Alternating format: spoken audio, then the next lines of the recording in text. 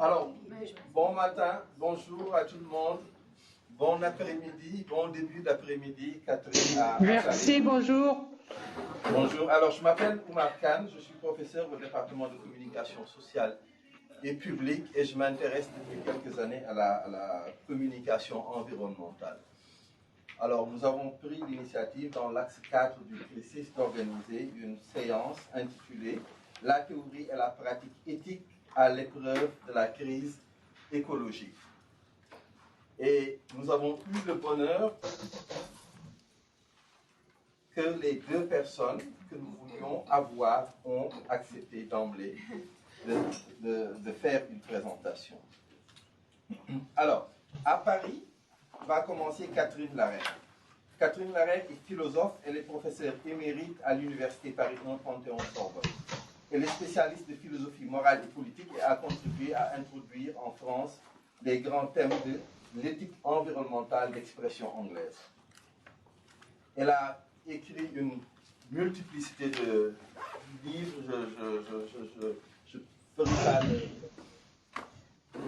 je n'essaierai pas de les citer, ils sont Alors je propose qu'on l'écoute. Catherine, vous aurez 40-45 minutes de présentation, suivie d'une période équivalente d'échange avec nous, suite à quoi Lucie Sauvé, près de moi, prendra finalement la parole pour la deuxième partie de l'échange.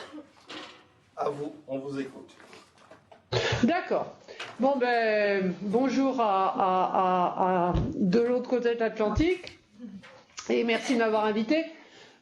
Donc, ce que je voudrais présenter, c'est une réflexion sur l'éthique environnementale, effectivement, tel que ce courant de réflexion morale qui s'est développé en Amérique du Nord, en Australie et en Angleterre à partir des années 70, qui a pris le nom d'éthique environnementale. Et donc, je voudrais à la fois faire une sorte de retour critique sur ce que c'est, ce que ça a été, en essayant de prendre un point de vue un petit peu différent de ceux qu'on prend d'habitude, et puis de faire le point de la question aujourd'hui, où on en est, qu'est-ce qui a changé, quelles sont rapidement les nouvelles tendances.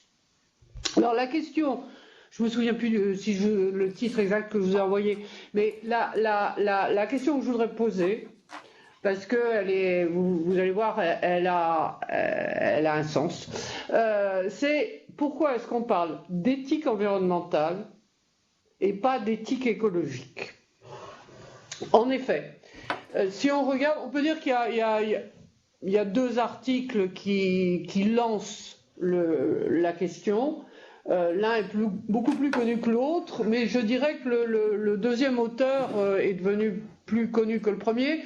Je m'explique. Il s'agit de l'article d'un Australien, je pense que vous connaissez ça, qui s'appelle Richard Routley, et qui en 1972 présente un congrès international de philosophie de langue anglaise en Bulgarie un article intitulé There need for a new and environmental ethic, avons-nous besoin d'une nouvelle éthique, d'une éthique environnementale. Donc là, il pose la question du besoin d'une nouvelle éthique environnementale.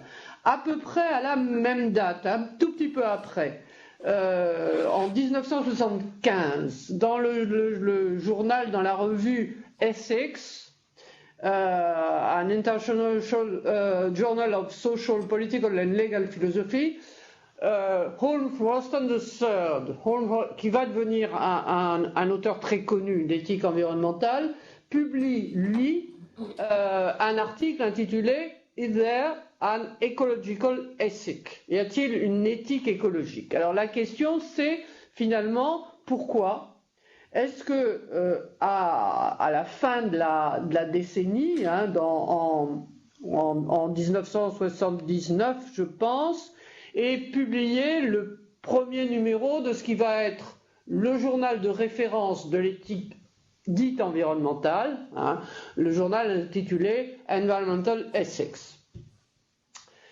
Bon, le plus simple, puisqu'il y a toujours des témoins de ce qui se passe, le plus simple, c'était de poser la question aux acteurs.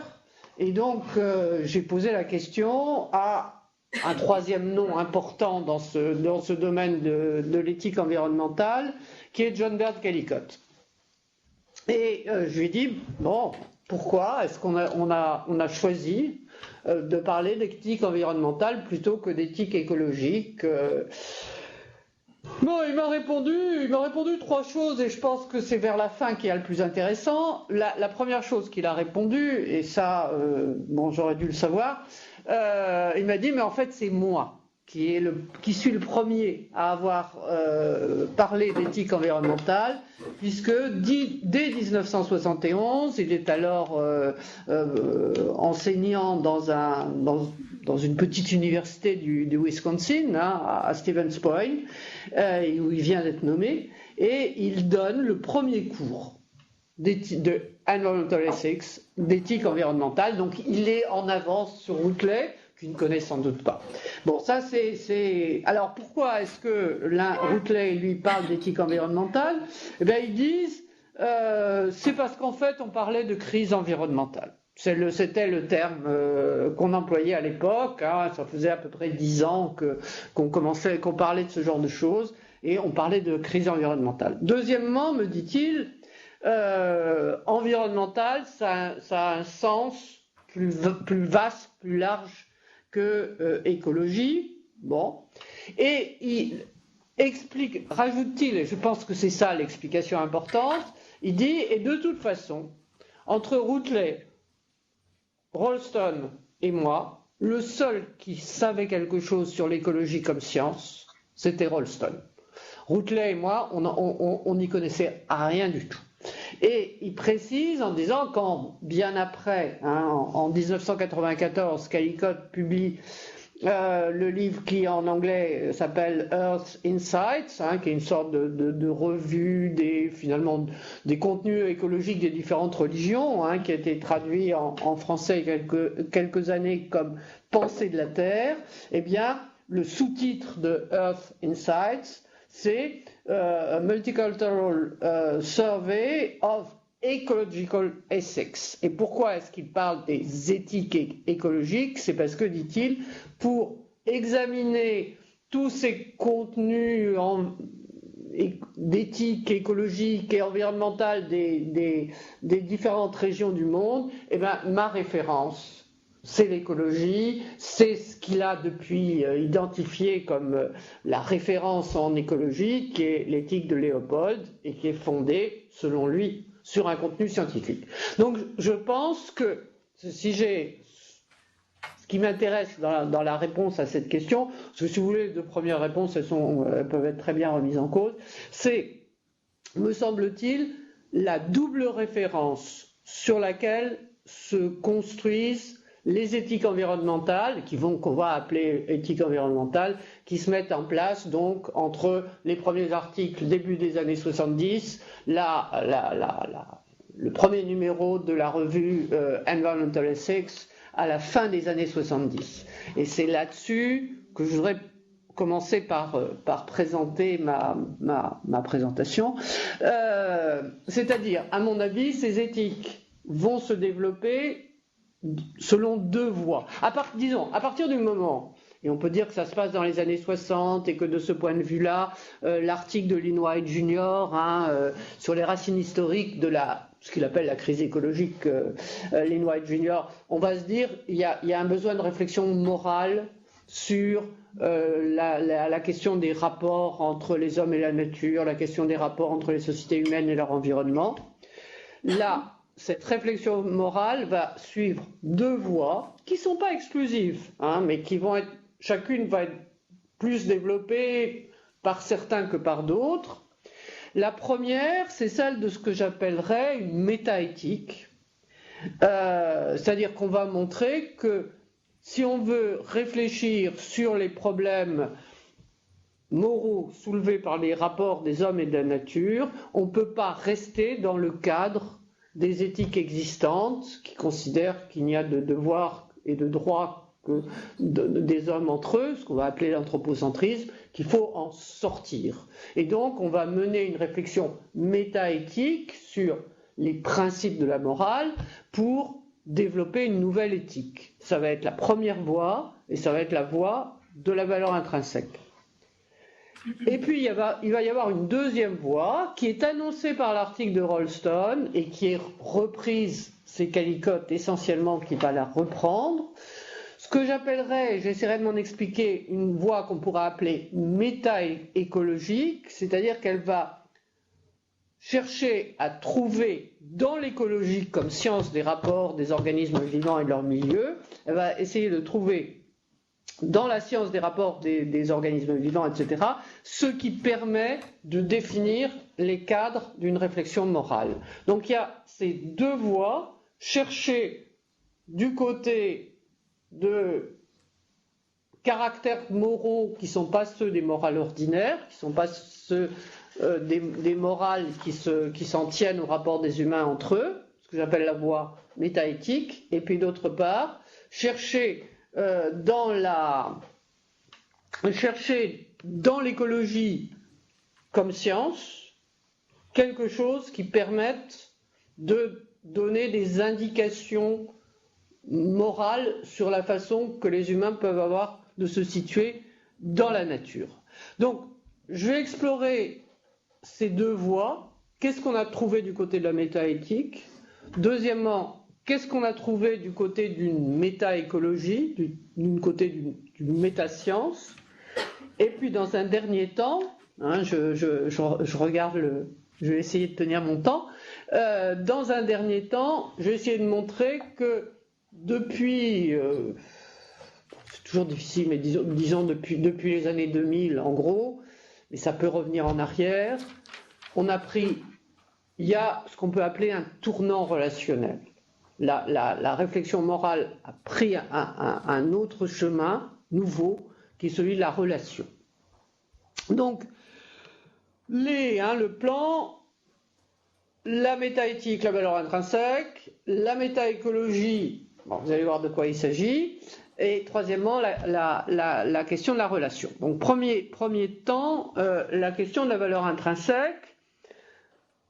Je vous ai dit, l'article de référence, c'est l'article de Richard Routley, Their Need for New and Environmental Ethics. Je ne sais pas si c'est arrivé chez vous à Montréal, où vous avez de très bonnes librairies. Ça a été traduit il y a peu en français dans une collection dont s'occupe Dominique Bourg au PUF. Donc l'article est accessible en français, mais on le trouve sans aucune difficulté en anglais sur Internet. Bon, très rapidement, vous le connaissez peut-être, il est très très connu. C'est la façon de réfléchir dans la philosophie morale anglophone. Routley construit une expérience de pensée qui est celui du dernier homme. Tout le monde, il y a eu sans doute une bombe atomique, il ne reste plus qu'un humain sur Terre, il va mourir bientôt. Et avant de mourir, il détruit autour de lui tout ce qu'il y a. Il tue tous les animaux, il détruit tous les végétaux, il casse tout. Bon. La question que veut poser, c'est, selon Routley, ce qui fait est mal. Bon, moi je trouve ça plutôt stupide, mais ce qui fait est mal. Et, dit Routley, si on s'en tient aux morales existantes, selon lesquelles les humains ont des devoirs entre eux ou des devoirs à leur égard, il ne fait rien de mal puisqu'il ne laisse personne. Il n'y a plus que lui, donc il ne laisse pas d'autres humains, et il va mourir, donc il ne se fait pas de mal. Or, pourtant, c'est mal. Donc, cherchons une autre morale.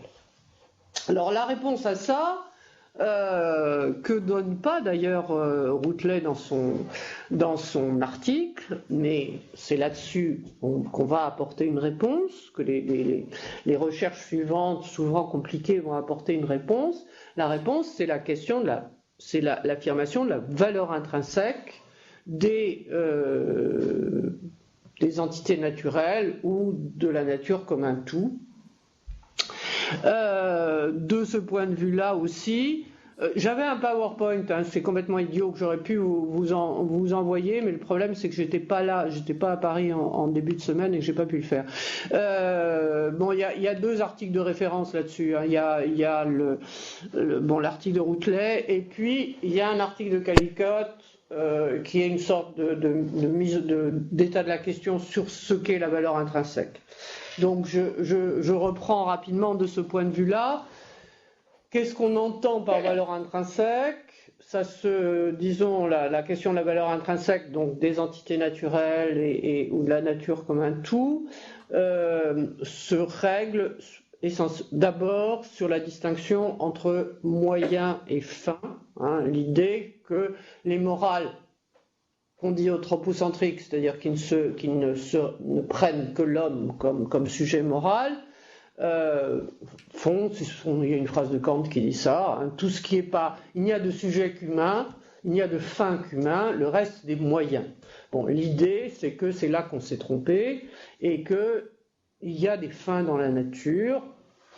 Et donc le raisonnement qui va être présenté, c'est de dire toute entité vivante déploie pour se maintenir dans l'existence ou pour se reproduire un certain nombre de stratégies, donc instrumentalise et valorise son environnement, donc, et elle-même la fin qui valorise cet environnement. Donc il y a des fins dans la nature, chaque entité vivante est une fin pour elle-même, est une fin en soi, a une valeur intrinsèque. Hein. Donc opposition fin-moyen, la valeur intrinsèque est du côté des fins. Il s'agit d'étendre aux entités non humaines quelque chose que les humains se reconnaissent pour eux-mêmes. Hein. Nous reconnaissons nous-mêmes comme des fins. Deuxième caractéristique de la valeur intrinsèque, quelque chose, une entité qui est une valeur intrinsèque, eh bien, ça lui donne je transcris ici l'anglais, une considérabilité morale. Ça lui donne droit à faire partie de la communauté des êtres moraux. Donc on va étendre extraordinairement des seuls humains à l'ensemble des entités vivantes, d'où le terme de biocentrisme pour caractériser ce genre de réflexion morale. Tout vivant, bios, hein, tout être vivant a une valeur morale, doit être pris en compte moralement. Troisième caractéristique de ce qui a une valeur intrinsèque, et c'est peut-être la plus importante, c'est de dire c'est une caractéristique que les entités ont en elles-mêmes indépendamment de toute autre chose. Ce qui fait que parfois on ne parle pas de valeur intrinsèque mais de valeur inhérente. Alors, qu'est-ce que ça veut dire en elle-même? Ça veut dire 2 choses en fait. Ça veut dire c'est indépendant d'une part de tout évaluateur. C'est ça l'expérience de pensée de Routelet. Même s'il n'y a plus d'humains, donc s'il n'y a plus d'évaluateurs humains, il reste des valeurs sur Terre. Hein. Il y a des valeurs indépendamment de l'existence des humains, de l'existence d'observateurs humains. Deuxièmement, c'est indépendant en ce sens que chaque chose a ça pour elle-même, et pas parce qu'elle est en rapport avec autre chose. C'est pas parce qu'elle est dans une relation avec autre chose qu'elle a une valeur. Chaque chose a en elle-même une valeur. Alors, disons que ça, c'est une caractéristique très générale. Cette façon de dire il y a des fins dans la nature. Il y a, si on fait avec des racines grecques, des téléonomies, hein, des règles par mise en finalité. Vous trouvez à peu près la même idée chez quelqu'un que les éthiciens américains de l'environnement ignorent, hein, qui est Hans Jonas, dans le principe de responsabilité, quand il s'agit de voir en quoi la nature a une valeur. Bon, Jonas fait ça de façon beaucoup plus allemande, avec des références philosophiques plus lourdes, hein, mais on trouve le même raisonnement. Donc, si vous voulez, ce qui de ce point de vue-là, est intéressant, justement, me semble-t-il, dans la conception en éthique environnementale de la valeur intrinsèque, c'est une conception assez minimaliste. Ça ne demande pas de grosses références philosophiques, ça peut se dire à peu près dans n'importe quelle philosophie, et ça ne demande pas de grosses références scientifiques. En gros, c'est compatible avec ce qu'on pourrait appeler un principe d'inertie du vivant, hein, le fait que toute chose vivante se maintient en vie et cherche à se maintenir en vie à travers d'autres vivants. De ce point de vue-là, ça me paraît une relative réussite. Disons, si on regarde un peu ce qu'on en a tiré, je dirais que la valeur intrinsèque a eu un certain succès, un succès certain même. Alors j'en prendrai quelques références. Le fait, par exemple, que dans la convention de Rio en 1992 du sommet de la Terre sur la diversité biologique, le préambule de la Convention sur la diversité biologique reconnaît la valeur intrinsèque de la diversité biologique. Bon, ce qui montre la présence de grandes ONG de protection de la nature dans le sommet de la Terre, mais qui montre un succès indéniable de l'expression de valeur intrinsèque. Je prendrai un autre élément pour dire le succès de la valeur intrinsèque. Donc c'est repris aussi par les associations, hein, les grandes ONG et les petites associations ont accepté, adopté le langage de la valeur intrinsèque. Deuxièmement, on peut dire que c'est aussi un succès. Moi, c'est quelque chose que j'ai rencontré à plusieurs reprises dans des discussions avec des économistes, hein, dans les éternelles discussions sur la nature a-t-elle un prix, toutes les discussions sur la valeur, avec tous les sens que le terme de valeur peut avoir à dire. Eh bien, parler de valeur intrinsèque à des économistes, c'est quelque chose qu'ils comprennent. Hein. Et on peut regarder... le livre de Michael Sandel, hein, Ce que l'argent ne peut acheter, eh bien comme l'idée comme limite au marché, comme les limites naturelles, enfin qu'il y a des limites au marché dans la nature, l'argument de la valeur intrinsèque est un bon argument. Troisième référence pour dire que c'est quelque chose qui n'est pas resté uniquement dans le monde académique, même dans le monde des associations, mais qui s'est répandu plus largement. Moi, ça m'a frappé, ça fait une dizaine d'années que on discute de l'éthique des robots. Hein, est-ce qu'il faut reconnaître, alors non pas l'éthique qu'on doit donner aux robots, mais est-ce qu'il faut reconnaître aux robots ou non des qualités morales, hein, il y a eu l'UNESCO, les comités d'éthique de l'UNESCO travaillent là-dessus. Eh bien, la valeur intrinsèque telle qu'on l'a établie dans le biocentrisme sert souvent de référence. Hein. L'idée qu'il y a quelque chose comme une caractéristique propre à des entités qui permet de les qualifier moralement, suivant qu'elles l'ont ou pas, moi personnellement, je ne suis pas du tout convaincu, hein, mais c'est quelque chose qui est assez facile finalement et qui donc peut s'étendre. Dernière référence sur le succès de la valeur intrinsèque, alors quelque chose qui est plus restreint, puisque c'est restreint aux seuls animaux, et à ce moment-là, on parlera de pathocentrisme et non de biocentrisme, mais c'est de lier en éthique animale aussi la qualité à être reconnue moralement à la possibilité de souffrir.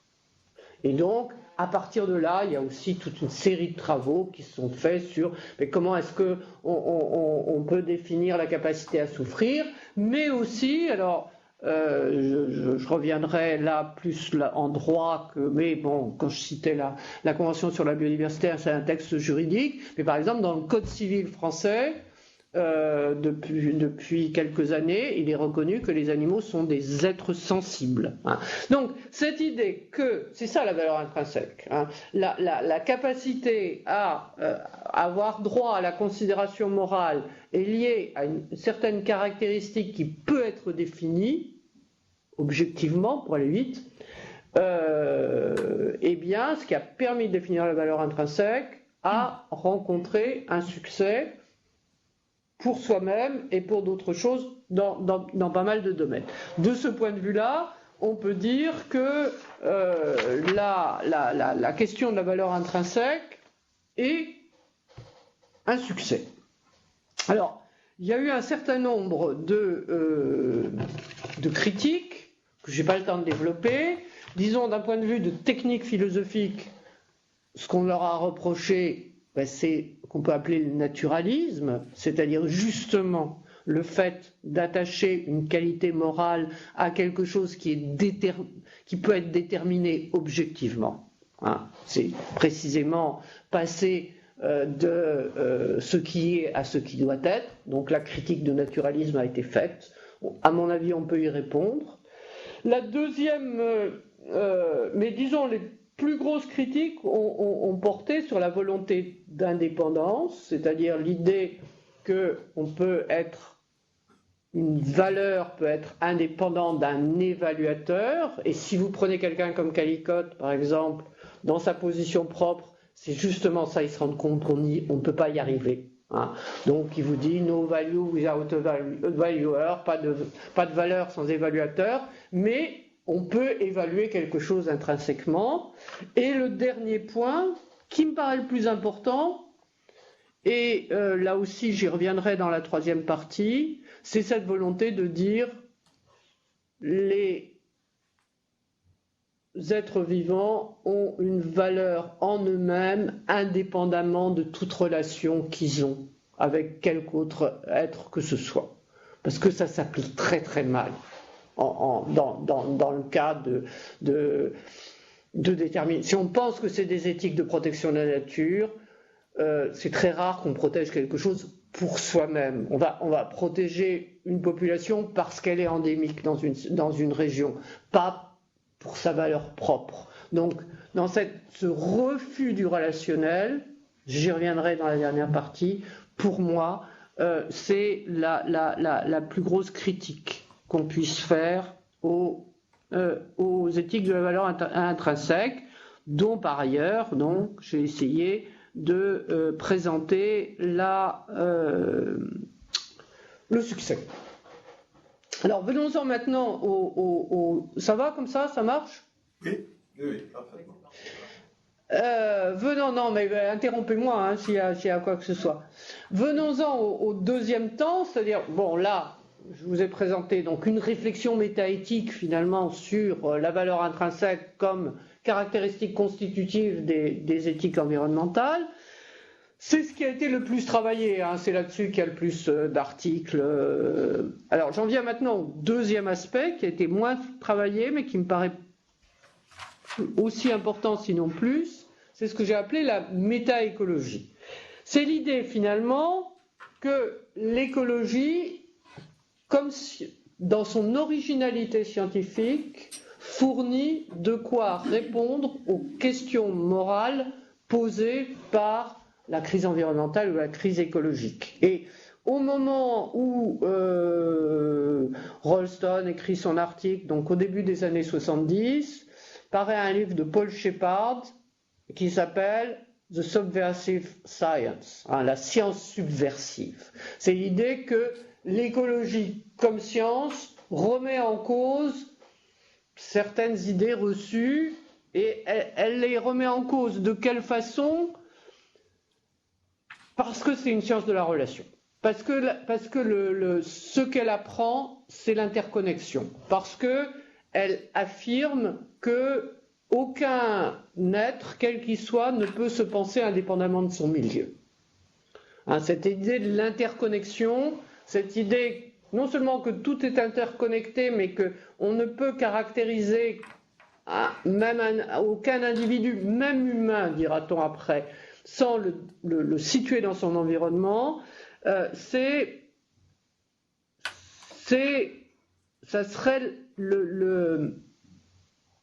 ce qu'apporte l'écologie de nouveau par rapport à ces sciences analytiques que sont les sciences biologiques à cette époque-là, et particulièrement ce qui se développe, à savoir la biologie moléculaire, qui va en ajouter dans la réduction analytique.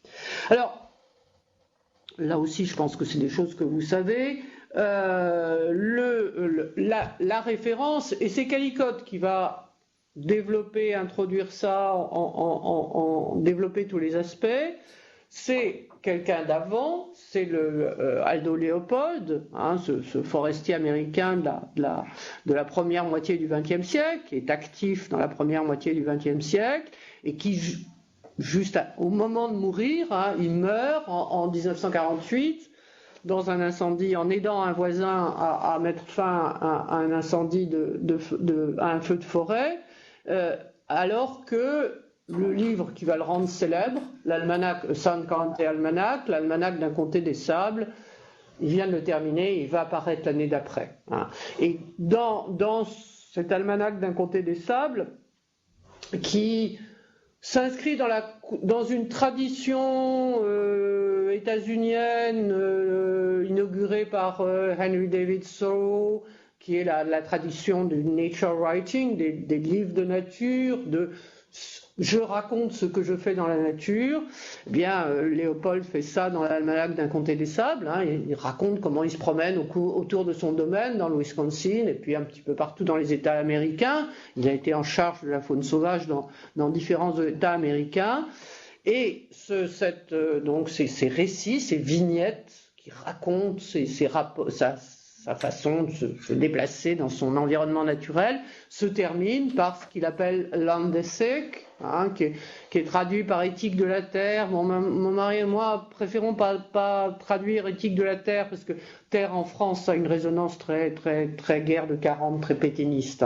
Alors on préfère garder éthique de la terre, peu importe, mais dont donc c'est la première présentation donc en 1948 d'une éthique de l'environnement, et à la différence de ce qui sera après les éthiques de la valeur intrinsèque, qui sont, disons, des éthiques déontologiques qui n'ont pas de formule, au contraire, on peut dire que la Landesick de Léopold est une éthique de type conséquentialiste, hein, qui évalue d'après les conséquences et qui donc a une formule précise, très connue, je la recite. Une chose est juste, hein, c'est right en anglais, une chose est juste lorsqu'elle tend à préserver l'intégrité, la beauté et la stabilité de la communauté biotique.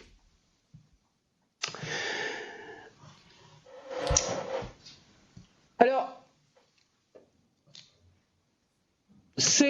donc je vous dis, c'est une formule de type conséquentialiste, hein, on va mesurer à l'intégrité, la beauté, la stabilité, le caractère positif ou négatif d'une action dans un contexte. Alors, les caractéristiques de cette formule, hein, effectivement, c'est qu'elle pose une unité qui est celle de la communauté biotique, pour aller vite, on dirait aujourd'hui l'écosystème, que donc elle en fait une appréciation d'après les résultats. D'où, si vous voulez, alors je saute un certain nombre d'accusations qui ont été faites de quasi-d'écofascisme par... ça ne tient pas vraiment. Hein.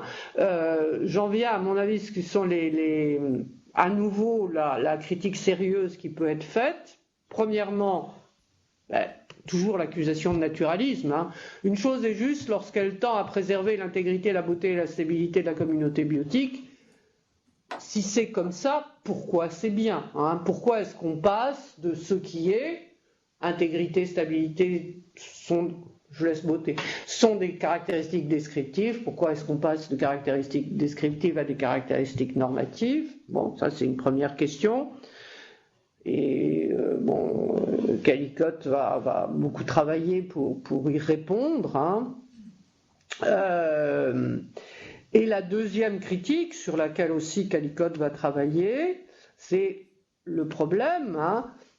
Je vous dis, laissons de côté la beauté, j'y reviendrai dans la troisième partie, mais si vous prenez intégrité et stabilité, ce à quoi Léopold fait référence à ce moment-là, c'est à l'écologie de son temps, hein, qui est à la fois qui est l'écologie du climax, pour aller vite, hein, qui pose que des ensembles, alors qu'on appelle ça communauté biotique, écosystème, le terme est en train d'arriver, hein, à travers une série de successions, arrivent à un état de stabilité, hein, donc l'état positif c'est l'état stable, c'est les formes d'équilibre, hein, qu'on soit dans une pensée plutôt organiciste, dans une pensée plutôt inspirée de la thermodynamique, comme c'est le cas à partir de Temsley, on a une idée des équilibres naturels, des équilibres de la nature, et d'autre part, où intégrité, le plus grand nombre d'éléments composant ces équilibres est préservé. Or, le problème, c'est que c'est aussi un argument contre le naturalisme, moi généralement utilisé, mais c'est un bon argument à mon avis. En tout cas, je le prends volontiers à mon compte. C'est que la durée de validité d'un énoncé moral et d'un énoncé scientifique, c'est pas du tout la même. Hein. Tu ne tueras point, c'est là depuis les 10 commandements jusqu'à présent et on n'y reviendra pas trop. Un contenu scientifique est sans arrêt révisable. Et là, c'est ce qui caractérise les contenus scientifiques, d'être toujours réactualisé. Bon, je ne vais pas vous faire un cours sur la façon dont le travail scientifique inclut le doute. Or, c'est très exactement ce qui s'est passé pour la formule de Léopold, écrite en 1948, dans un certain état d'existence de l'écologie scientifique. Dans les années 80-90 apparaissent de nouveaux développements de l'écologie scientifique, dite écologie des perturbations, etc., écologie des paysages, et qui vont plus du tout prendre l'équilibre comme référence, qui vont montrer que l'équilibre n'est qu'un état temporaire et provisoire des systèmes, disons des écosystèmes pour aller vite, hein, des ensembles écologiques, et que la règle c'est la perturbation. Alors, il y a cette grande remise en cause de l'écologie, enfin c'est pas une remise, c'est un changement de paradigme en écologie scientifique à la fin du XXe siècle, hein, dans les années 80-90. Et il va y avoir des interprétations différentes. Alors, je vous ai communiqué la référence d'un article que j'ai fait dans un collectif d'humanité environnementale où j'ai développé ça longuement, parce que si vous voulez, dans la réflexion que mon mari et moi menons, pour nous, ça a plutôt été positif, ce changement de paradigme, parce que ça permet, en gros, d'intégrer les actions humaines, ce qui n'est pas le cas dans des écologies déséquilibrées. Mais pour Calicot et pour beaucoup d'Américains qui travaillent avec lui, c'est plutôt inquiétant. Et donc, Calicot va faire un gros effort pour reformuler la maxime de Léopold, mais en même temps, il va y avoir une réflexion d'ensemble sur ce changement de paradigme dans l'écologie scientifique, mené en particulier par Donald Worster, qui est l'auteur de référence de l'histoire de l'écologie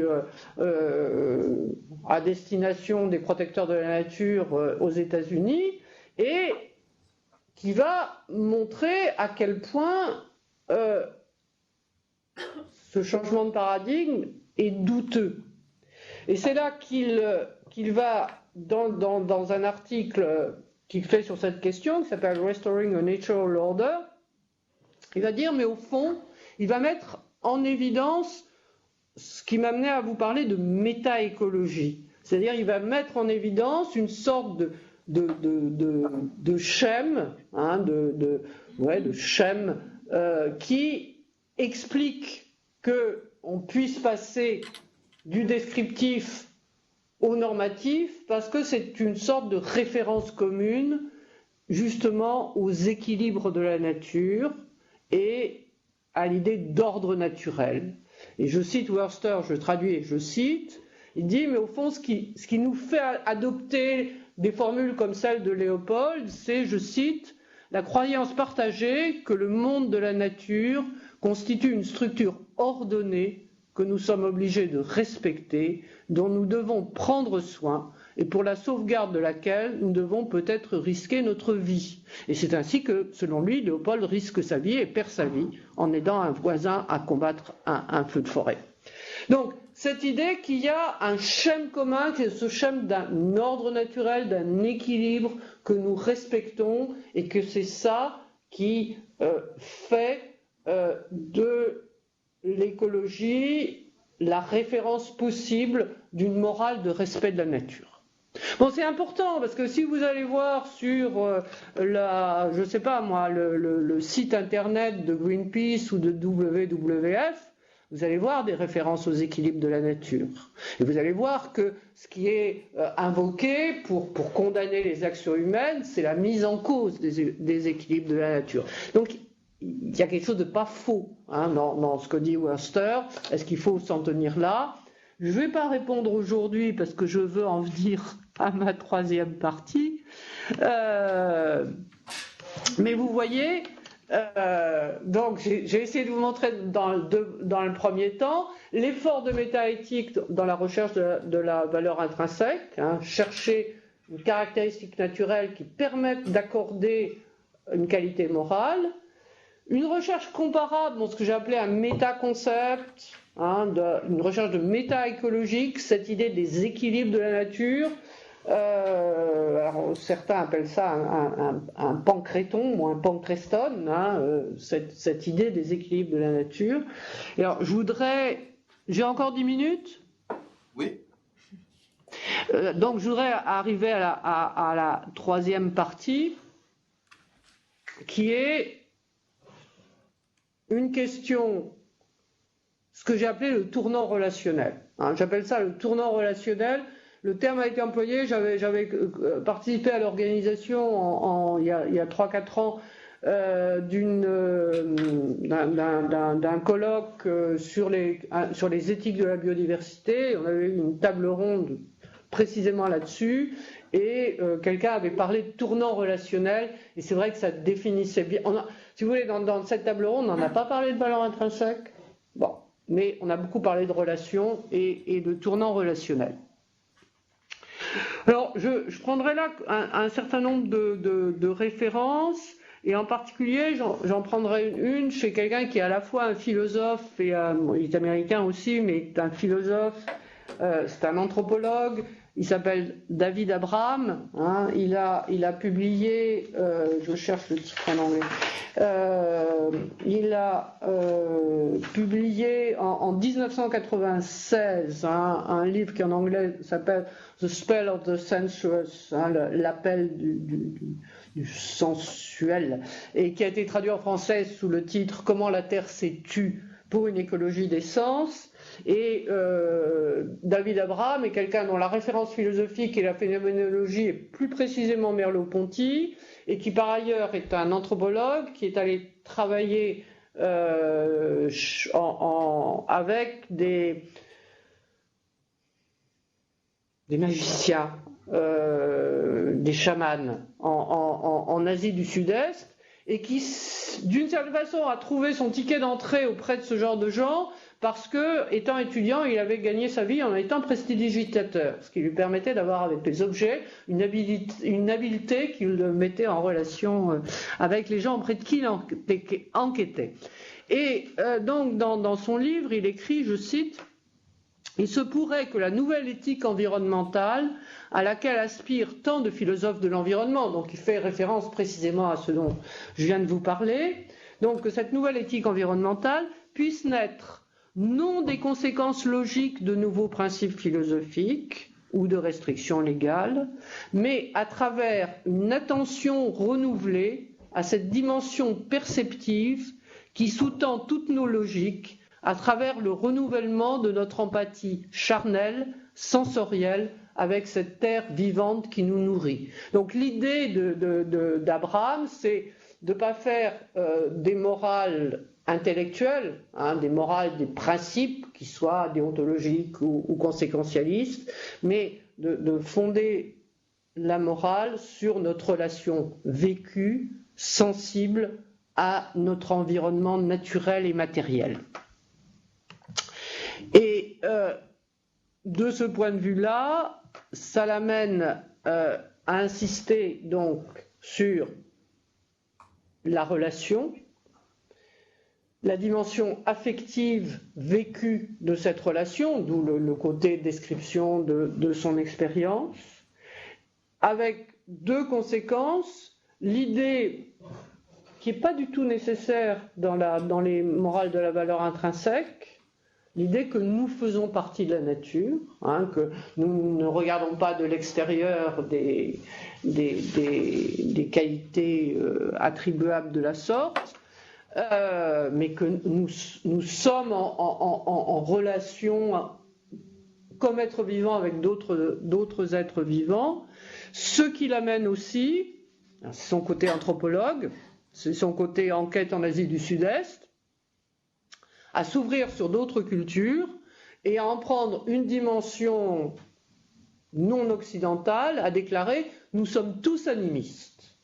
Ce par quoi il ne faut pas entendre qu'il va projeter des esprits partout, mais que justement nous sommes en relation comme vivants avec d'autres vivants, avec des formes d'empathie et d'échange.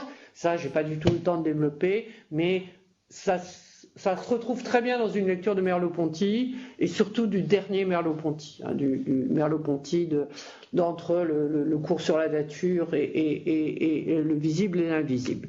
Or, cette vision affective d'une relation dans laquelle on ne fait pas la différence entre les humains et les non-humains, on peut très bien trouver ça déjà chez Léopold. Je cite là quelque chose qui vient très peu de temps après la formule, la maxime que je vous ai présentée, où Léopold écrit, je cite, « L'homme moderne typique est séparé de la Terre par de nombreux intermédiaires et par d'innombrables gadgets.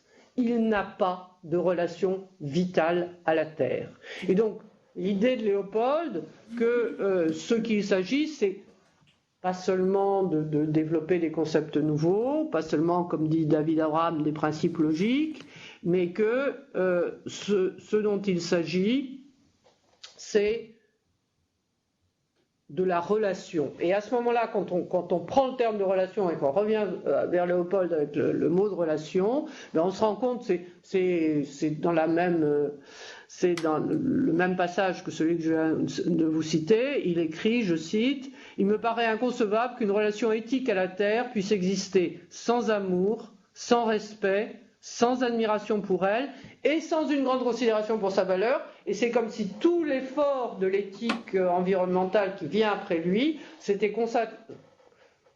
concentré sur la question de la valeur et avait laissé tomber ce qui caractérise la relation et la dimension affective de cette relation.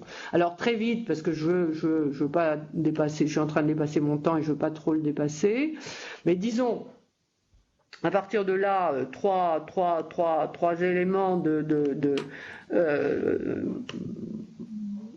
trois éléments, trois types, au moins deux pistes. La première, c'est Léopold lui-même, cette façon de nature writing, d'écriture de la nature, qui est une écriture à la première personne, qui est une écriture où on ne dit pas simplement bon, l'écologie c'est ça et ça, mais où on se raconte. Et je dirais où cette donc c'est ce que un de mes collègues phénoménologues a appelé first person ecology, une écologie à la première personne, et je dirais qu'elle est une écologie du je et pas du moi. C'est là qu'on retrouve l'animisme de David Abraham, en ce sens qu'il ne s'agit pas de décrire ses sentiments dans la nature, il s'agit de se mettre en relation affective et personnelle à la première personne avec d'autres éléments de nature. Première piste, donc, ce que j'ai appelé l'écologie à la première personne, et qui est une piste très importante à mon avis. Deuxième piste importante, et je termine là-dessus, ce sont les éthiques, parmi les éthiques de la relation, qui ont eu beaucoup de succès en France ces derniers temps. Je sais quelquefois, vu depuis le Québec, vous trouvez ça un petit peu douteux, mais nous, ça, c'est différent. C'est les éthiques du care. Hein.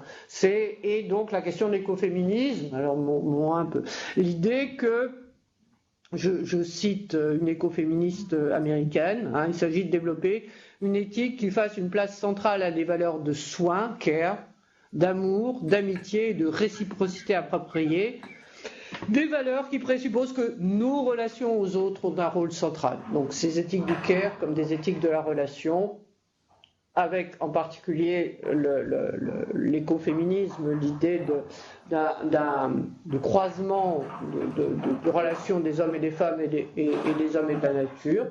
Donc c'est autour de ça que je pense que les éthiques environnementales sont actuellement en train de se renouveler. Bon, j'ai déjà dépassé mon temps, j'arrête et je vous remercie de votre écoute. Merci.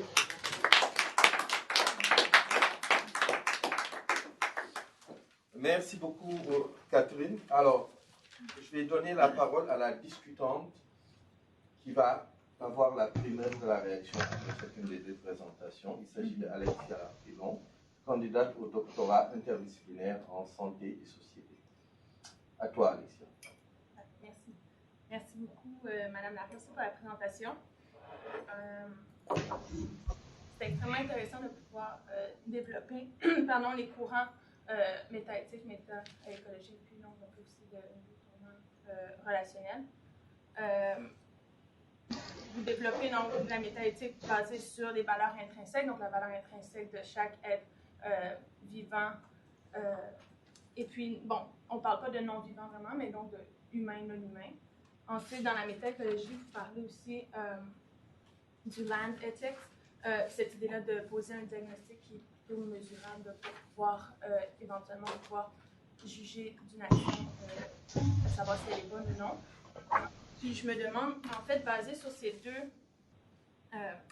dans ces deux types, là, je veux dire, de courants de réflexion éthique sur l'environnement, elle est quoi la place des entités qui sont non humaines dans l'établissement des projets là, de finitude de la vie? Donc, ce vouloir vivre là, en fait, elle est où la place des autres entités humaines dans la réflexion?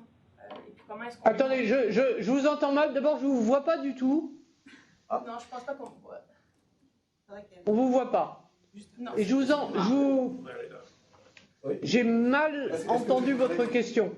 Sois gentil, ce serait bien qu'elle... Oui, elle va se déplacer, elle a raison. Excusez-moi. Hein. Non, pas de problème.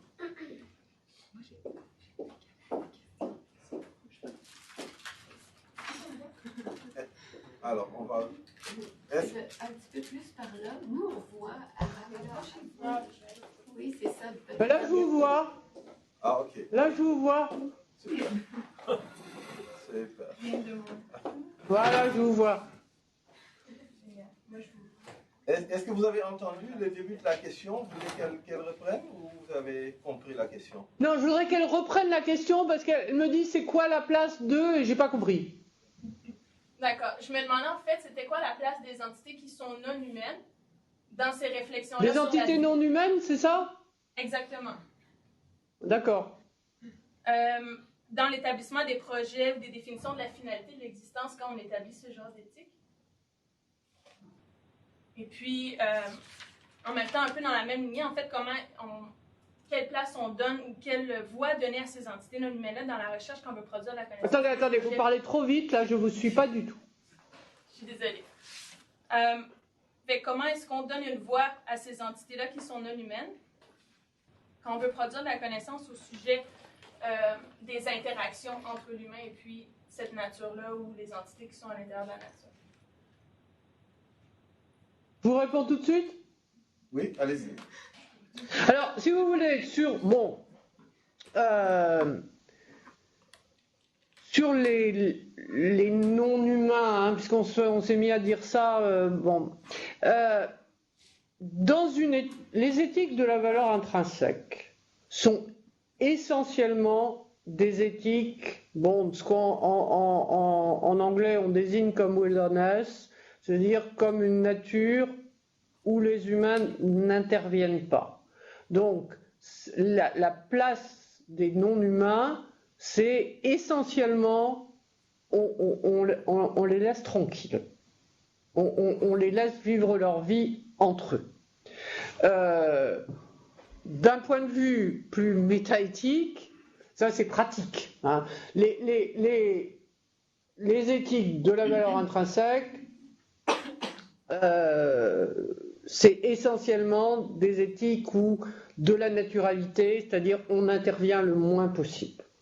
Donc respecter, c'est ne pas entraver. Hein, c'est les éthiques du respect, c'est les éthiques de ne pas entraver. Alors au niveau, si on place ça à un niveau de discussion métaéthique, il est bien évident que les non-humains, pour aller vite, sont des patients moraux et pas des sujets moraux. C'est-à-dire qu'on ne leur demande pas une conduite morale. On les prend en considération, on leur accorde une considération morale, et puis voilà. Bon. Donc on peut, à partir de là, on peut faire des critiques sur est-ce qu'on peut être simplement un patient moral sans être un sujet moral. Bon, c'est quelque chose qui pose beaucoup plus de questions quand on est dans le domaine du droit, c'est-à-dire est-ce ils ont simplement des droits et pas des devoirs, que dans le domaine des éthiques où je vous dis c'est essentiellement des éthiques du non entravé. Respecter égale ne pas intervenir. Ce qui est très différent quand on entre dans une éthique de la relation où on peut définir d'autres types de...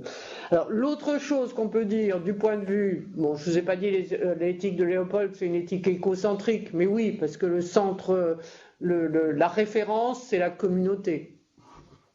C'est pas les individus. Ce qui a des avantages, parce que les éthiques de la protection de la nature nous s'occupe assez peu d'individus, elle s'occupe de populations. Et à ce moment-là, quand j'ai un moment, je dis je vais très vite, je vais laisser tomber les accusations d'écofascisme, etc. Mais l'accusation qui a été faite, c'est que dans une formule comme celle de Léopold, une chose est juste lorsqu'elle tend à préserver l'intégrité, la stabilité et la beauté de la communauté biotique, eh bien, pour l'équilibre, par exemple, de différentes populations à l'intérieur d'une même communauté biotique, à l'intérieur d'un même écosystème, vous pouvez être amené à vous débarrasser d'une part des individus d'une population. Imaginez que vous ayez une île qui sert d'abri à des oiseaux et qu'une population d'oiseaux, je ne sais pas moi, les goélands ou peu importe, se mettent à attaquer les autres, vous allez attaquer les goélands. Je ne sais pas si je réponds à votre question, mais voilà une réponse possible en tout cas. Merci. Est-ce que tu en as une autre? Oui, ok. On va se tourner du côté de la salle pour voir s'il y a des questions. Oui, Valérie? Oui, est-ce que je me déplace? Est-ce que vous m'entendez? Est-ce que vous la voyez? Pour l'instant, oui. Ok. Bon. Je vais vous poser ma question. Alors, en fait, je suis super contente qu'à la fin de votre présentation, vous ayez parlé des cours féministes, puisque tout au long de la présentation, c'était à ça que je pensais. Puis, en fait, je me disais que tout au long que vous parliez d'éthique environnementale, vous avez beaucoup cité des auteurs hommes, uniquement, finalement. Puis, souvent, quand on lit des textes écoféministes, qu'est-ce qu'on réalise? C'est qu'on parle surtout de justice environnementale. Donc, je me demande, c'est quoi le lien qu'on peut faire entre le fait que dans les textes écoféministes, c'est surtout la justice environnementale qui est cherchée, alors que dans les textes qui sont liés avec l'éthique environnementale, qui sont surtout des textes masculins, c'est surtout ça qui vient en lien. Puis qu'est-ce qu'on peut faire comme lien entre l'éthique environnementale et l'écoféminisme finalement? Oui, alors, bon, il faut faire attention que l'écoféminisme, c'est un mot collectif qui désigne beaucoup de choses, hein, et qui désigne plutôt une série de mouvements que des positions théoriques. Hein. On est actuellement là à Paris en train de préparer un colloque d'écoféminisme. Ça va être en fait on va inviter des femmes qui se mobilisent sur des questions environnementales un peu partout dans le monde, hein, et ça va pas être un débat théorique. Alors, ceci dit, l'écoféminisme, la variété d'écoféminisme auquel j'ai fait référence, c'est effectivement ce qui s'est développé à l'intérieur de la communauté des universitaires d'éthique environnementale.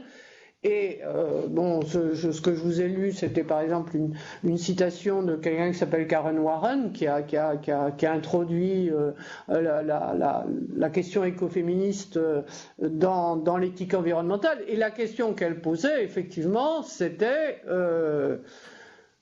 est-ce que vous vous imaginez que vous allez pouvoir arranger les rapports des hommes et de la nature si vous ne posez pas la question de qui sont ces hommes, et qui a fait apparaître effectivement que les principes, grand nombre tous les auteurs que je vous ai cités, hein, c'est des hommes.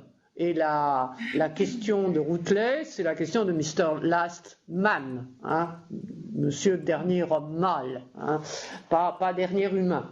Donc elles ont posé la question, et donc elles ont affirmé le lien, l'impossibilité de séparer complètement la question de la redéfinition, alors disons des humains et de la nature, et des hommes et des femmes. Et donc tout le travail qu'elles ont fait sur ce qu'on peut appeler les oppressions croisées, hein, les formes d'oppression croisées des femmes par les hommes, de la nature par la domination masculine. Je rappelle simplement que le terme d'écoféminisme est, semble-t-il, inventé en France dans les années 70 par une Française qui s'appelle Françoise d'Aubonne, et qui range sa critique sous le terme commun de patriarcat. Hein. Pour elle, les problèmes environnementaux et les années 70 en France, c'est le début du mouvement féministe, enfin une nouvelle forme de mouvement féministe, et donc c'est les deux à la fois, quoi. Merci. Alors j'ai... Oui? Vas-y. Je vais me déplacer, hein? Oui, ce serait bien quelquefois. Oui, c'est mieux quand je vous vois. Je ne sais pas pourquoi je comprends mieux quand je vois les gens qui parlent. Je suis ici, je viens d'arriver. Et excusez-moi, mais je vous invite à poser vos questions tranquillement, parce qu'à cause de la transmission, il y a de l'écho et on perd les questions. Ok. Raymond, répète, tu voudrais qu'on pose quoi? Les questions plus tranquillement, parce qu'avec l'écho de la transmission, ça devient très difficile à saisir. Ok, c'est bon. La conférencière avait tout à fait raison. On va faire un effort. Ok, Anne-Marie. Oui, bonjour, Madame Larère. Je vais Bonjour. tenter de parler plus lentement. Merci beaucoup d'être avec nous. Avant de poser ma question, peut-être un petit commentaire. Actuellement, au Canada, on a, avec la nation autochtone Wet'suwet'en, une mobilisation, je dirais pan-canadienne, autour de l'installation d'un pipeline qui touche une communauté importante du nord de la Colombie-Britannique et des provinces canadiennes. Et je fais un lien finalement avec la question de ma collègue doctorante Valérie autour de l'écoféminisme, parce qu'on a des matriarches finalement autochtones qui ont un rôle très important à jouer dans cette mobilisation, et leur critique n'est pas tant, je dirais, patriarcale, parce qu'elles se revendiquent comme écoféministes, Mais leur critique tient davantage, je pense, de la décolonisation. Alors, c'est un commentaire que je formule. Et également, je dirais que les peuples autochtones ont un rapport, puis peut-être que ça relève d'une réflexion plus anthropologique, mais un rapport différent de nous, je pense, avec la nature. On va s'assurer. Catherine, vous nous entendez? Oui, j'entends très bien. Ok, super. Alors, Vous voulez que je réponde maintenant? Non. C'est un commentaire, mais peut-être que vous pouvez rebondir. Je suggère de poser la question et faire une intervention. Ok, alors ma question, elle est d'un ordre tout à fait différent. Elle est très vaste. Mais en tout cas, voilà. Alors, on a pris l'habitude d'aborder l'environnement à partir d'une opposition nature et culture. Mais les changements climatiques viennent remettre en question cette distinction traditionnelle entre nature et culture. Et ma question est la suivante. J'aimerais avoir votre point de vue de philosophe. Peut-on penser finalement notre société, notre monde, sans distinguer la culture de la nature? Tente de quoi? Pardon? Tente. Vous dites notre monde tente. Peut-on distinguer? De séparer. Je répète, notre Oui. société. Peut-on penser notre société sans distinguer la culture de la nature? Finalement, comment penser aujourd'hui et continuer à parler de nature? Oui. Ok. Bon, ben, si vous voulez, je vais essayer de répondre rapidement parce que c'est la question centrale. Hein. C'est certain que les éthiques que je vous ai présentées, et surtout les éthiques de la valeur intrinsèque, en tant qu'éthique de protection d'une nature considérée comme extérieure, indépendante, non entravée par les humains, c'est une vision totalement dualiste qui pose d'un côté, alors elle sépare pas seulement l'homme et la nature et la culture, hein. Elle sépare l'humain et la nature, le sujet et l'objet, etc. Bon, donc c'est absolument le dualisme moderne, et que le seul effort qui est fait finalement, c'est de renverser la hiérarchie qui s'établit classiquement dans ce dualisme, c'est-à-dire séparer nature, culture, homme, nature, c'est une façon de subordonner la nature à la culture. Bon, et là on dit, ben, on a oublié la nature, on va lui redonner sa dignité. Bon. Il y a eu toute une critique, et l'écoféminisme en fait partie, qui a montré que finalement, en se bornant à renverser la valeur des termes, en accordant plus de valeur à la nature qu'à la culture, on n'arrangeait pas grand-chose. Donc, de ce point de vue-là, il y a eu, en particulier par des auteurs français, une double critique de cette façon dualiste d'aborder les choses. La première, qui a été menée en particulier, enfin principalement par Bruno Latour, dire le problème, c'est pas de savoir ou nature ou culture, le problème, c'est le dualisme, c'est ce que Latour désigne comme le grand partage, hein, entre nature et société, et l'idée que ça tient pas. Il n'y a rien qui soit purement naturel, il n'y a rien non plus qui soit purement social, et que si on prend les questions environnementales, c'est toujours un mélange des deux. Hein, ce que dit Latour, c'est si vous séparez nature et société, vous allez faire proliférer ce qu'à un certain moment il appelle des hybrides, hein, qu'il a cessé d'appeler.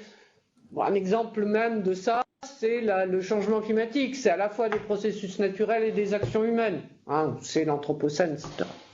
L'autre critique, et elle retrouve plus des éléments que vous avez donnés, c'est celle qui est menée, entre autres, mais c'est le plus connu de ceux qui font ça, par l'anthropologue Philippe Descola, qui, dans son livre Par-delà nature et culture, dit clairement ce qu'il appelle le naturalisme, c'est-à-dire cette façon de mettre la nature d'un côté, l'homme, la culture, la société de l'autre, ça n'existe que dans un un certain secteur du monde, hein, ce qu'il appelle une certaine ontologie, c'est une façon de répartir les existants, qui est l'Occident, hein, caractérisé par le naturalisme. Donc, pour quelqu'un comme Descola, et moi je suis d'accord avec lui, il n'y a qu'en Occident qu'on parle de nature. Donc quand vous dites par exemple des populations autochtones au Canada ou les Achuar que Descola a étudié en Amazonie brésilienne, c'est pas de nature qu'ils parlent. Ils ont une autre ontologie, une autre façon de répartir les existants, et pour eux, d'une certaine façon, la nature, ça n'existe pas. Alors ça ne veut pas dire qu'ils n'ont ils ont de rapport qu'avec eux-mêmes. Au contraire, ils ne font pas la différence entre ce qui est du rapport entre les humains et ce qui est du rapport avec le reste des existants. Donc, c'est pas que les non-occidentaux ont une autre conception de la nature, c'est qu'ils ont complètement une autre ontologie. Et quand je citais David Abraham disant « nous sommes animistes », eh bien, l'animisme est dans Par-delà nature et culture, Philippe Descola considère qu'il y a 4 grandes ontologies: le naturalisme, l'animisme, l'analogisme et le totémisme. Donc, l'animisme, c'est pas une autre façon de caractériser les êtres naturels, c'est une autre façon de concevoir les rapports entre différents existants. Alors, de ce point de vue-là, on s'est tellement dit que le terme même de nature faisait problème, parce que ou bien il était dualiste et il renvoyait à quelque chose d'impossible, ou bien il était européocentriste, occidentalocentriste, et il annulait les autres ontologies dans le reste du monde. Donc, quand vous, moi, nous en sommes tous plus ou moins à dire humain, non humain, c'est une façon de plus dire le mot de nature. Alors, c'est quelque chose dont je travaille avec mon mari, et dont mon mari et moi, on a beaucoup discuté avec Descola, et on en rediscutait encore il y a 15 jours. Pour Descola, comme pour Latour, je vous dis, on ne parle plus de nature. Mon mari et moi, nous considérons, le mot de nature est un mot chargé, difficile, mais dans notre culture à nous, et on ne va pas se transformer en hachoir du jour au lendemain, on ne change pas d'ontologie comme on change de chemise, on n'en a pas d'autres. Hein. Donc ce pourquoi nous militons, ce que nous proposons, mon mari et moi, c'est de continuer à utiliser le terme de nature, parce que quand on parle plus de nature, très vite on ne parle plus que des humains. Hein, humains et non-humains, les non-humains, ça ne se définit que par rapport aux humains. C'est-à-dire que ça n'a pas d'existence propre. Le mérite de la nature, avec tous les défauts que le terme a, c'est au moins de dire quelque chose de différent de nous. Et donc, on continue à parler de nature, mais on fait très attention. Merci. Alors, j'ai 2 questions, peut-être 3. Allez-y. Alors, allez-y. J'ai adoré la formule que vous venez de produire. On ne change pas d'ontologie comme on change de chemise. Par contre, dans la tripartition que vous venez de faire, et qui recoupe, si j'ai bien compris certains de vos travaux, biocentrisme, écocentrisme et pragmatique, qu'est-ce qui reste finalement dans cette cartographie? Quel est le reste? Même si on ne change pas d'ontologie, en d'autres termes, comment faire émerger à la visibilité, à la discussion, un certain nombre d'éthiques qui se déploient silencieusement dans l'espace de la pratique? Je ne sais pas si la question est claire. Si.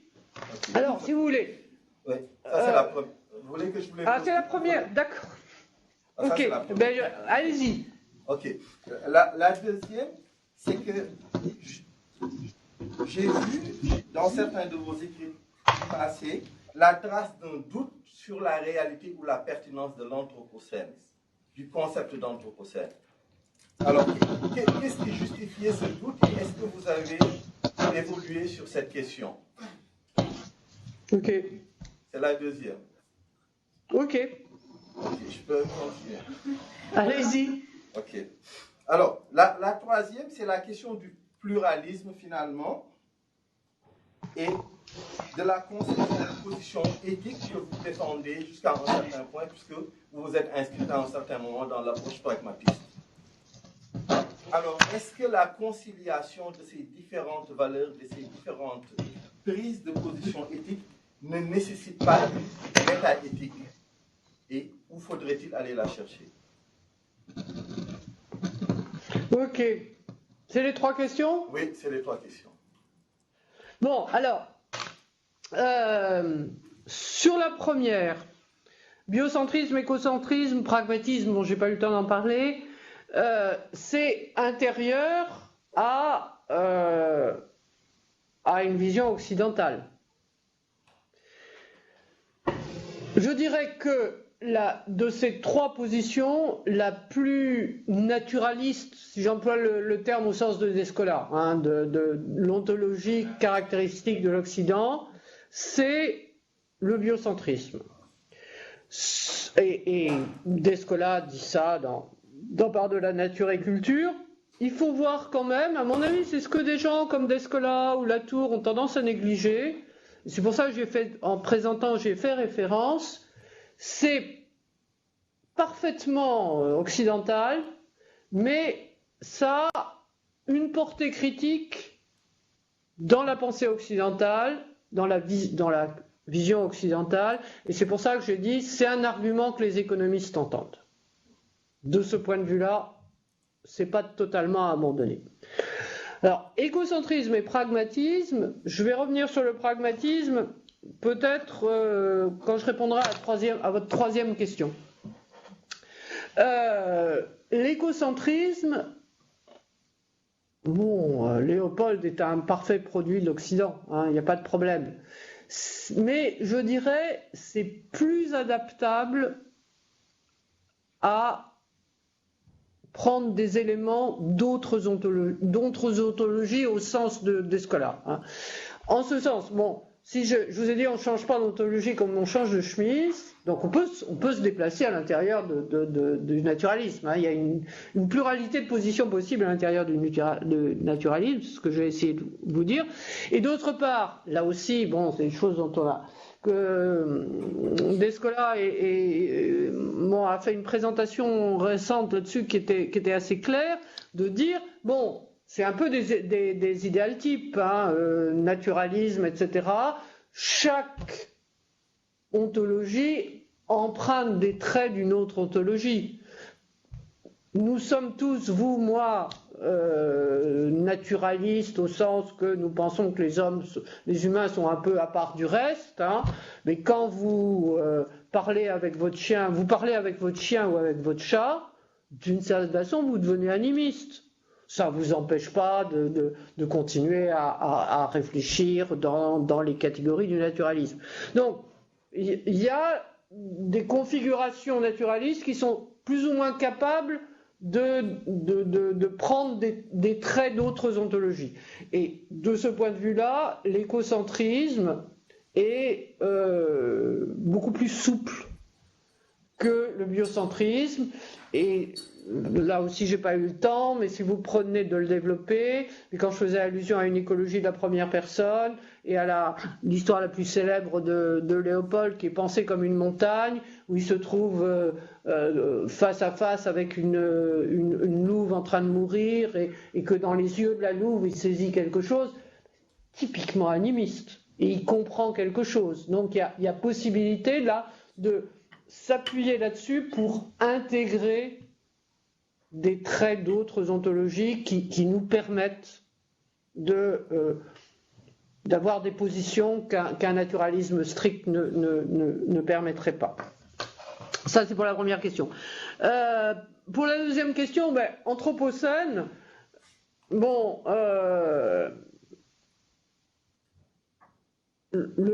le terme, comme vous savez, a été proposé en 2000 essentiellement par Crutzen, comme une façon de nommer une nouvelle ère géologique, celle où les impacts humains sont tels qu'ils sont capables d'affecter l'ensemble du système Terre.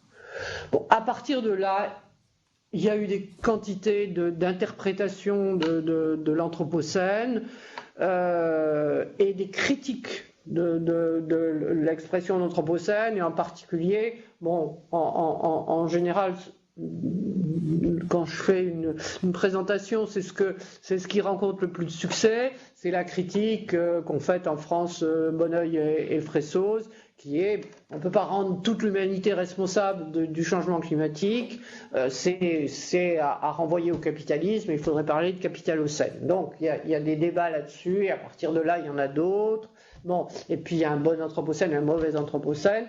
Donc, en plus, on parlait d'anthropocentrisme, c'est quelque chose qui remet l'homme au centre, hein, et généralement, parlez-nous de nous, il n'y a que ça qui nous intéresse. Anthropocène, ça parle des humains, et c'est ça qui plaît. Hein. Donc il y a des tas de critiques à faire de l'Anthropocène, il y a des critiques scientifiques, il y a des critiques politiques, il y a des critiques philosophico-morales. Je continue à parler d'Anthropocène parce que pour moi, ce qui compte, c'est que ça montre que les problèmes écologiques que nous avons ne sont pas des problèmes temporaires, il caractérise une période longue, il caractérise un certain nombre de transformations qui, dans un temps humain, ne sont pas réversibles. Donc on ne va pas du jour au lendemain revenir à avant. Hein, faut pas rêver. Et d'autre part, il montre que la question écologique, c'est pas un secteur d'ennui supplémentaire, c'est notre condition à partir de laquelle toutes les questions se posent. Je m'explique, excusez-moi encore, je fais référence à la France, mais en France, on a quelque chose qui a été fondé à la Libération en 1945, qui est un conseil économique et social, hein, un organisme national qui discute de problèmes économiques et sociaux avec des représentants du monde économique et social. On a rajouté de l'environnemental, je crois, quand il s'est transformé en conseil social, économique, social et environnemental, peut-être dans les années, je pense, 70 ou 80. Bon, comme s'il y avait un secteur supplémentaire. Or, on n'en est plus là.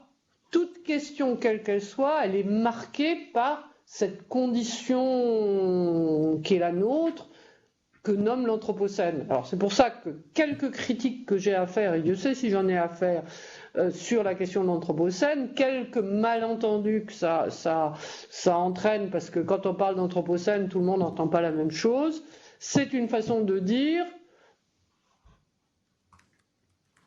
quelques questions que ce soit aujourd'hui, tout est marqué par le bouleversement de nos rapports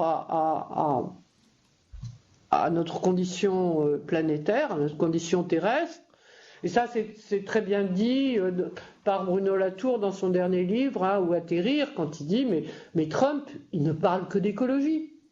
Il fait semblant sa façon de nier le changement climatique, c'est une façon d'en tenir compte. C'est une façon de dire qu'il est extraordinairement important. Et toute question est marquée par ça, et ça, je trouve que l'Anthropocène le dit bien. Alors, troisième question, le pluralisme. Oui, alors, nous avons, quand je dis nous, c'est mon mari et moi, nous défendons des positions pluralistes à différents niveaux, puisque d'une part, bon, quand je vous ai dit, le dualisme, ça marche pas. L'attitude de beaucoup de gens, c'est de dire, il faut être moniste. On a eu tort de dire qu'il y avait les humains d'un côté et la nature de l'autre.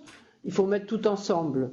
On dit non, on ne sort pas, si je résume la formule qu'on prend souvent, on ne sort pas du dualisme par le monisme, mais par le pluralisme. C'est-à-dire en prenant une pluralité. Donc on ne va pas dire nature, culture, il n'y a plus qu'une seule chose. On va multiplier, on va dire nature et culture, c'est deux pôles opposés qui ne tranchent pas, deux domaines séparés, mais qui peuvent être des pôles de référence. Mais il y a une pluralité de positions possibles. Alors on pose aussi une position de pluralisme éthique qui nous, comme toujours, nous vaut des accusations de relativisme. Alors dans ce sens-là, on est pragmatiste, si vous voulez. Le titre de notre dernier livre gros, on a pu en faire d'autres, mais de référence importante qui est Penser et agir avec la nature, une enquête philosophique. Bon, c'est notre éditeur qui a donné le titre, mais il a mis enquête pour que ça fasse pragmatiste. Bon, on n'est comment dire, on n'est pas doctrinaire, donc on ne fait pas partie du clan des pragmatistes, mais on a des attitudes pragmatistes dans le refus du dualisme, dans l'impossibilité de séparer complètement les faits et les valeurs. Donc si on fait un travail métaéthique, c'est de ce côté-là, oui. Merci beaucoup. Alors, on a peut-être je vais voir avec Raymond. Est-ce que vous auriez une question éventuellement? C'est beau? Qui, moi? C'est beau? Non. Ok. Non. Alors, il n'y a pas d'autres questions. Fait que, merci beaucoup. On va vous remercier. Merci.